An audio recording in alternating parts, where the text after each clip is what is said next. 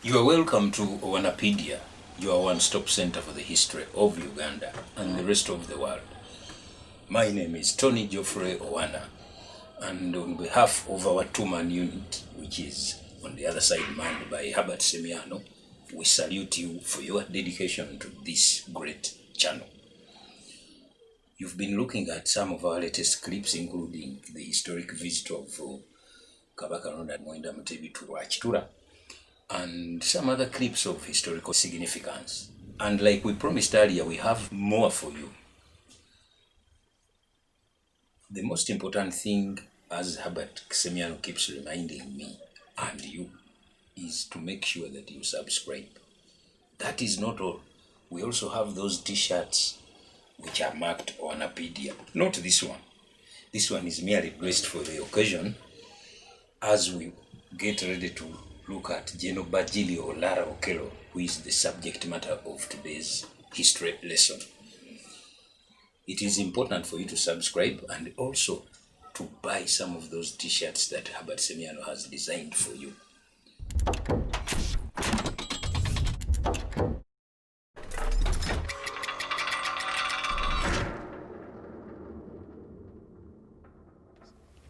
On 17, when we come to power, it was called our brothers, all who are in the bush, to come back home. And our problem at home, let us solve by talk, not by gun. That's my aim, my main aim. Our head of state aim has been announcing that all Ugandan to become out. Let us be talk together in peaceful way. Problem we cannot solve by gun. We solve the problem by peace talk. Around this time in 1985, Uganda was going through a very trying moment. We had a government that was led by President Tito'S Lutwa. This government had overthrown President Obote on 27th July 1985 and constituted itself into what was called a military council. The military council was chaired, like I said, by General Tito'S. His vice chairman was Brigadier Wilson Toko. The new Chief of Defense Forces, or Army Commander, was Lieutenant General Bajili Olara Okello, and other high-ranking UNLA officers had constituted that one. So they invited groups that had been fighting Obote in the bush to form a kind of unity government. And those which responded included Dr. Andrew Kayiira's Uganda Freedom Movement, Dr. David Livingstone Lwanga's Federal Democratic Movement, Brigadier Moses Ali's Uganda National Rescue Front, Major General Isaac Lumago's former Uganda National Army. Those came to join Tito Okello in government. The National Resistance Movement under Yoweri Museveni rejected the proposals pending extensive talks between the two groups. So around this time in 1985, the country had virtually been divided into two parts. One part was under this government. The other part, from Katonga towards the west, was in the control of Yoweri Museveni and the National Resistance Movement. Peace talks had started going on in Nairobi, but it was very, very, very hectic. The army was committing more atrocities. The guerrillas were making advances almost daily. It was tricky. Now, it was around the 15th of October that the Military Council government again called the media for an exchange. And the issues at stake this time were, Armies people had come back. Some of you who have over the time realized that Amin was not a demon do not realize that there was a time when the mention of Idi Amin would raise a lot of Hakomao. So there was that group which was called Anya-Nya, that these are Amin's Anya-Nya. Yet these were bona fide Ugandans. That was a very serious issue. being discussed. The other was the relationship between the various guerrilla groups. Even those who had constituted the Military Council government would not hesitate to shoot each other whenever they engaged themselves out there. Then there was the National Resistance Army, which was operating in parts of Mukono, where the Ugandan freedom movement also thought it was its territory. So also there were clashes likely to occur there, and indeed they did occur. So the city had been divided into fiefdoms of rebel commanders. This place is for Moses Hari, this one is for Kayiira, this one is for Nkwanga. It was that serious. So this is when we have this press conference at which these issues were raised, including the future of peace talks, which were actually showing signs of fading. Now, you hear a lot about that period. We are now inviting you to take part in that conference, where journalists who had been shivering under Obote now boldly came out to ask very serious questions. You are going to see the rarely seen Henry Gombia, and that is courtesy of Owanapaedia, the one-stop center. You are going to see foreign journalists demanding from government to explain why North Korean forces are here and the South Korean embassy here. Those were the issues being discussed during those days. Please pardon the English of this journal. Just struggle to get the gist of what he's trying to say. He was a member of parliament for 5 years. He was not prone to speaking so much, but he knew his business. Try to pay attention. You might get a bit of difficulty, but please struggle to get the points which General Bagilio is trying to raise. Let's go back to, it was 15th October 1985, courtesy of Owanapaedia.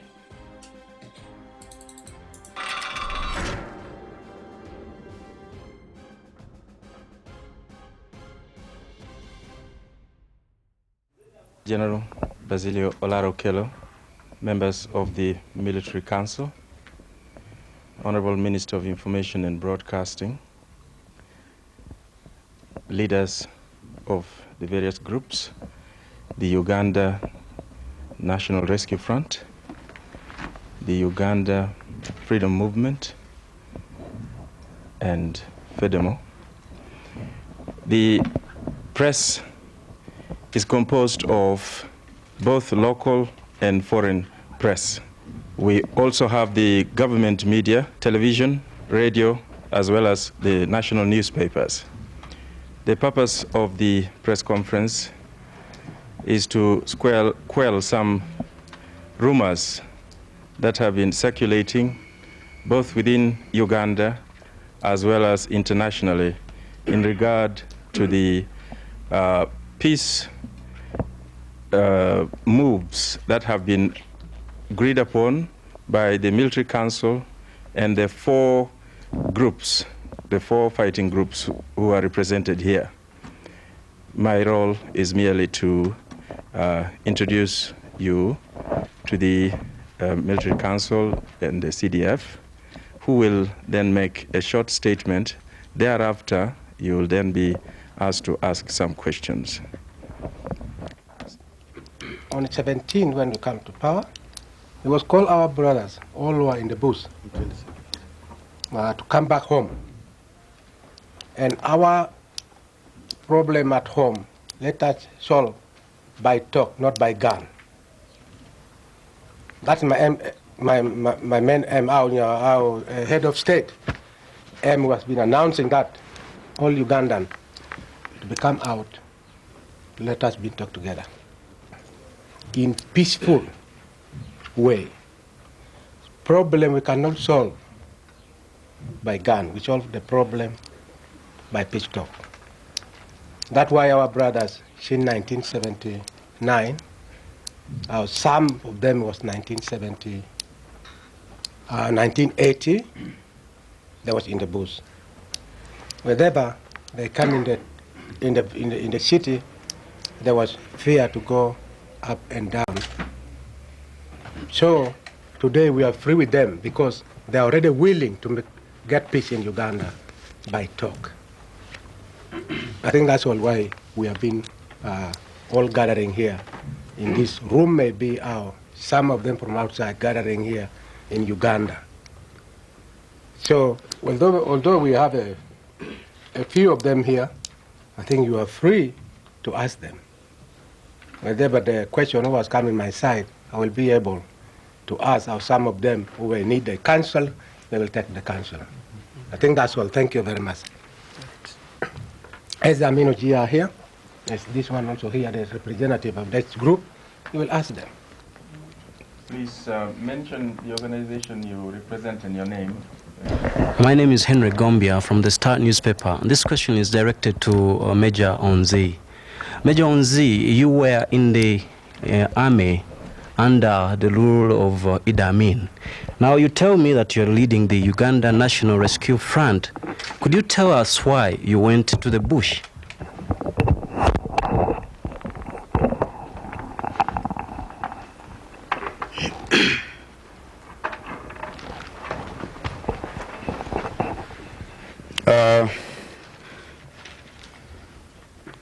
I think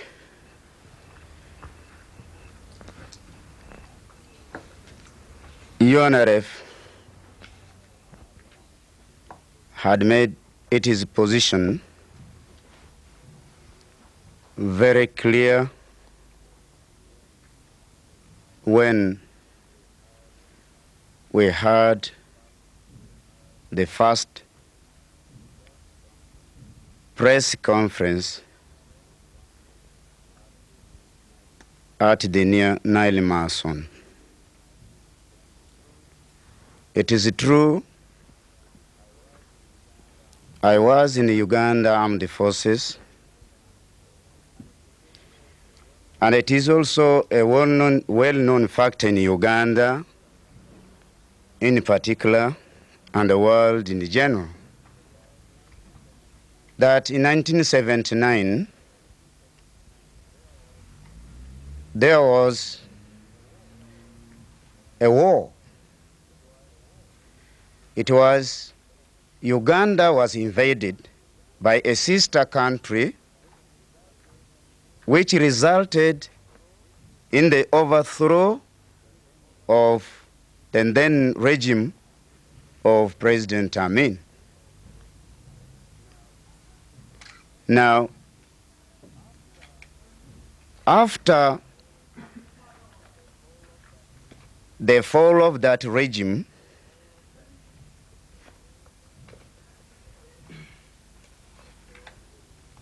of course,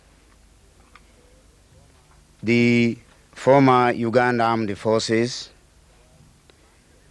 was dismantled.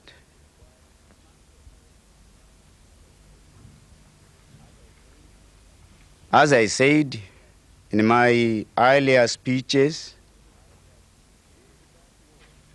during that war, we never fought. The invading forces, for simple reason, we thought they were going to bring a change for the people of Uganda. As a well-trained men and officers, we know who is a bad leader and who is a good leader. Some of us surrendered to the invading forces. To our surprise, after the fall of the government, the police of that government changed against us. They said they did not come to fight individual. They come to fight the leader and his system. To me, as a well-trained officer, this was a wrong policy. Leader is one. They come and go, but the state remains.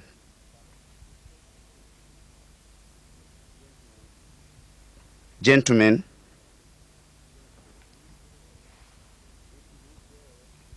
if you go now to West Nile and Amadi districts, you will find we had a cause to fight. As we flee the country,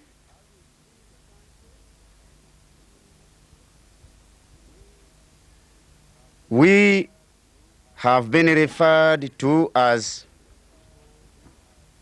people who have returned to their country of origin, Sudanese or Zairoas.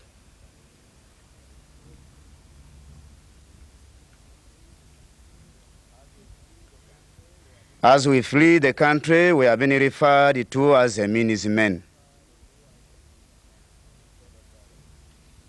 Fellow brothers,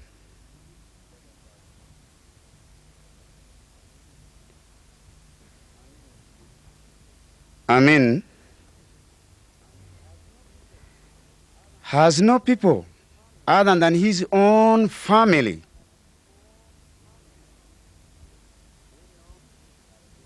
We know this has been very cheap politics to confuse the people of Uganda.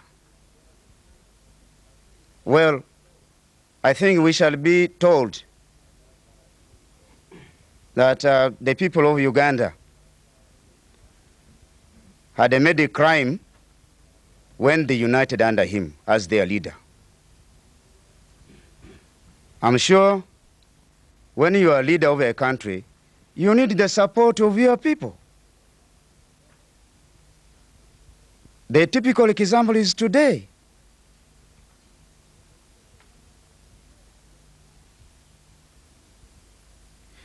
We were denied our national identity.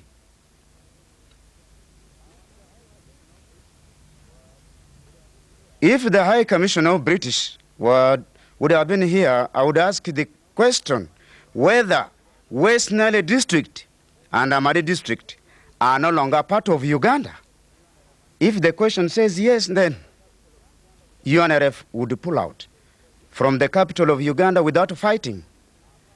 If West Nile and Amadi district are part of Uganda, why should we have no right to live in our capital?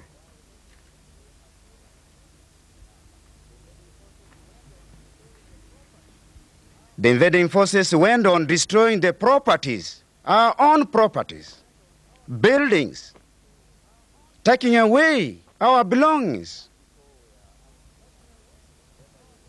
Some people were asking whether we have the mandate to fight. What mandate? Do we need from our people anymore? What does the Constitution of Uganda say? Any Ugandan has right to live in Uganda, to work in Uganda, to die in Uganda. Now, that right has been denied. So it is unautomatic. I have to take arms to defend that right.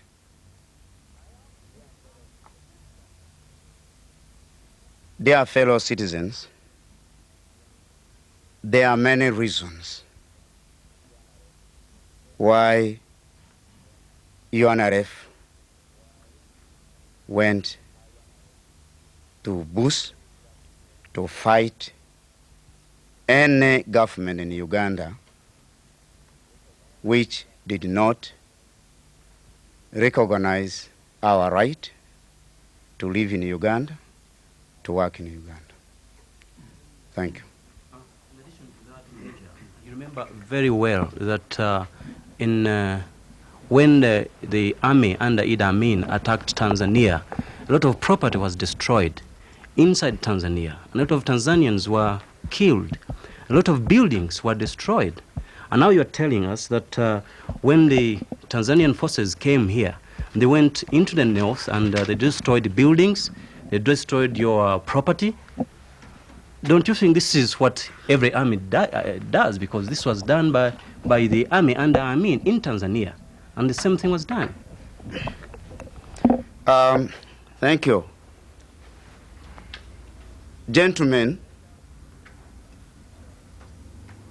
let us remember our history. In 1971, when Idi Amin took power from Obote, the attitude of Tanzanian government has always been a negative. Tanzania never recognized Amin as the head of state of Uganda. Are you condemning them for that? We are not condemning them. We don't ask them for their support. But Tanzania went on recognizing Obote as the head of state of Uganda. This is in record. The disagreement between the Uganda government and Tanzania government has been a long. Whether Uganda Armed Forces destroyed the properties of Tanzania during 78 war, I think this was because Tanzania has always been trying to disturb the peace of people of Uganda. You remember in 1972, there was an invasion, which was later repulsed. I think the position is very clear. Excuse me, to add on to your question, the position of UNRF is not to encourage any plunder or looting. If Amin's forces invaded Tanzania and destroyed property, UNRF condemns that position. Do you condemn it? We condemn that position. Like we condemn any destruction into West Nile, which has been successful for so many years. So when we are talking about destruction in West Nile, we are talking about an ongoing process, which today, when you go to the West Nile, will be evidenced by lack of houses and lack of institutions. So I want you to distinguish between a destruction by an army in the process of achieving the objectives, plus the objectives, and the objectives for which the UNRF says it had to fight.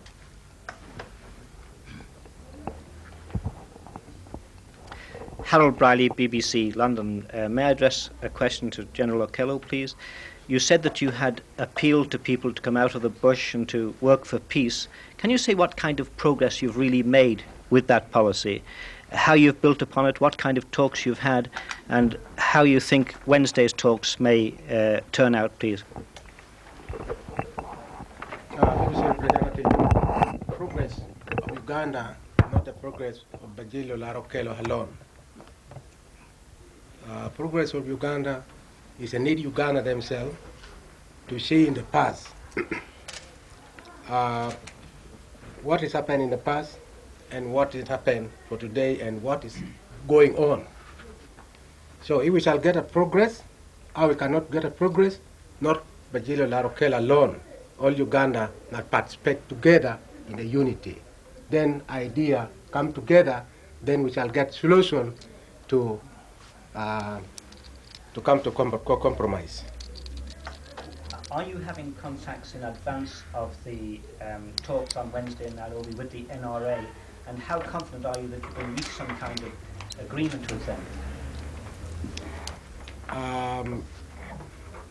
UNRA, we send our delegation to go there to talk with them. Up to now, they're still not just rejected. I think tomorrow they will go there again to discuss with them. What are they needed, what is progress are they wanted. So result we shall hear when they come back. Kim Jinhua from KBS Television, South Korea. Last year, Milton Obote expel South Korean ambassadors, presumably instigated by the false charges by the North Koreans. Are you planning to normalize the relations with South Korea in the near future?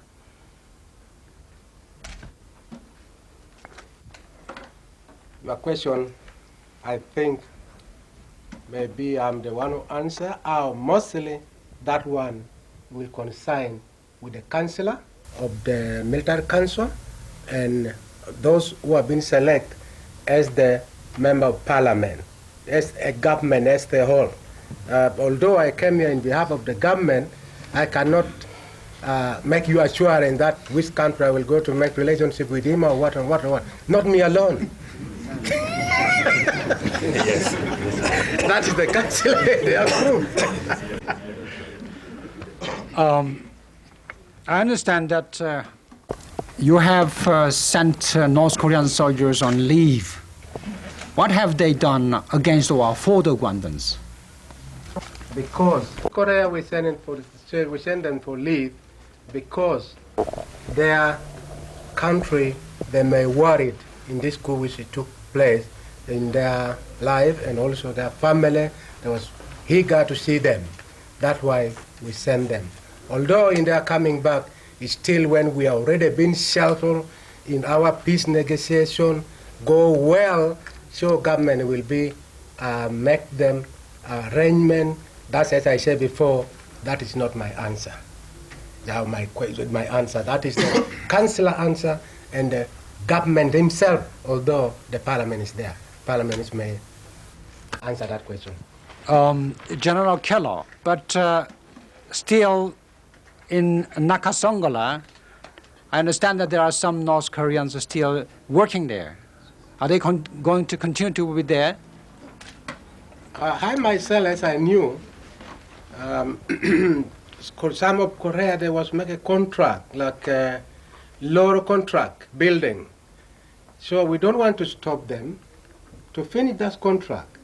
We let them to finish that contract. I'm talking about military trainers. Military training, really, the guerrilla trainers. I haven't visited there. Then I don't know what is going on there still.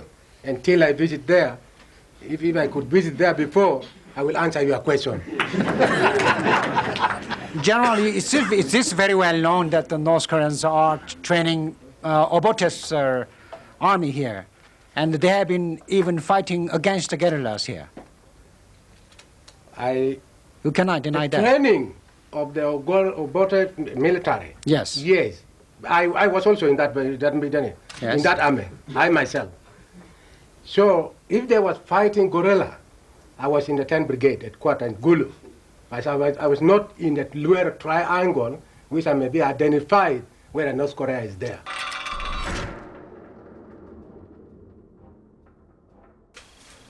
I want to assure you that that Korean journalist was lucky.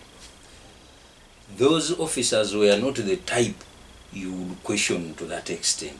General Basili was not a joke, but he tried to answer as best as he could, and note that he was even saying that the question of policy, of whether we should have these foreigners in the country, these troops in the country, foreign troops, would be answered by Parliament. That Parliament never reconstituted itself and was never reconstituted again. Why don't we take a break? Stay tuned to Owanapaedia. We are coming back with more of what transpired on that day.